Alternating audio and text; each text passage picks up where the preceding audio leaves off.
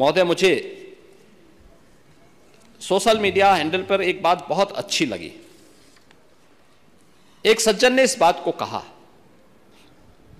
और उसने जो लोग महाकुंभ का विरोध कर रहे थे उनके बारे में उसने बहुत सटीक टिप्पणी की। उन्होंने कहा कि पिछले 1.5 महीने में आप वामपंथियों, समाजवादियों की बाल खगाल लीजिए, महाकुंभ को लेकर के विश्व भ्रमण के अलावा कुछ नहीं दिखेगा। गंदगी, अव्यवस्था, पर्यटकों की परेशानी के अलावा इनकी बजबजाती वाल पर दूसरी कुछ भी नहीं मिलेगा। लेकिन इन सब से इतर धरातल पर इनकी बजबजाती विचारधारा का कोई असर नहीं है। हज के दौरान अव्यवस्था से होने वाली सैकड़ों मौतों पर चुप्पी साध जाने वाले भारत के वामपंथी सेकुलर स्कॉलर महाकुंभ की भव्यता पर उल्टी करते नजर आए हैं।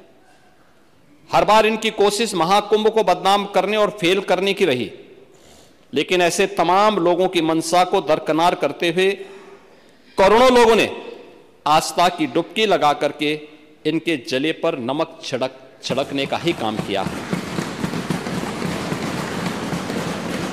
उन्होंने आगे लिखा है कि महाकुंभ के दौरान दुखद हादसा हुआ, इसके बाद भी आस्था और विश्वास तमाम परेशानियों पर भारी पड़ी।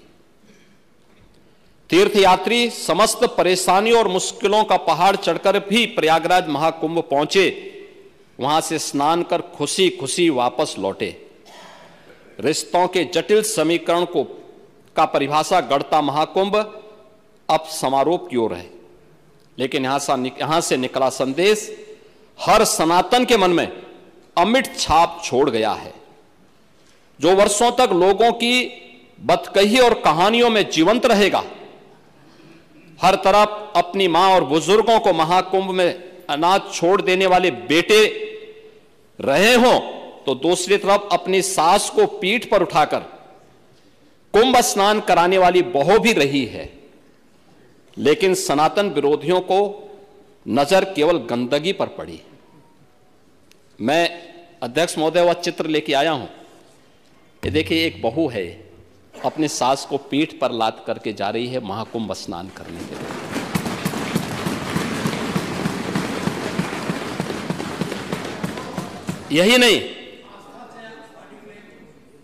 यही नहीं, आगे एक और बात कहते हैं।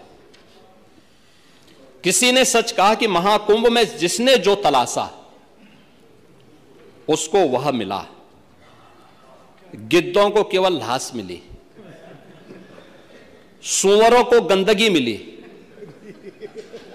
संवेदनशील लोगों को रिश्तों की खूबसूरत तस्वीर मिली, आस्थावानों को पुण्य मिला, सज्जनों को सज्जनता मिली, गरीबों को रोजगार मिला, अमीरों को धंधा मिला, श्रद्धालुओं को साफ सुथरी व्यवस्था मिली, पर्यटकों को अव्यवस्था मिली, सद्भावना वाले लोगों को जाति रहित व्यवस्था मिली, भक्तों को भगवान मिले।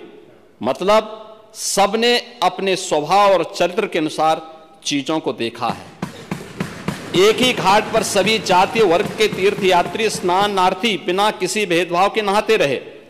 सनातन की सुंदरता आखिर समाजवादी और वामपंथियों को कैसे नजर आएगी?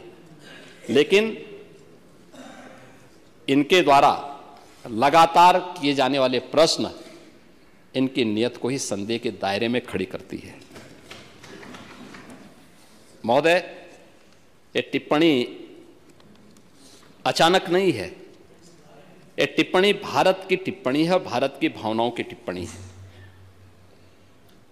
और जो स्वयं कुछ कर नहीं सकते थे, जिन लोगों ने अपने समय में इस पूरे आयोजन को अव्यवस्था और भ्रष्टाचार का शिकार बनाया था, आज वे महाकुंभ पर इस प्रकार की टिप्पणी करके भारत की भावनाओं के साथ ही खिलवाड़ करने का काम कर रहे हैं।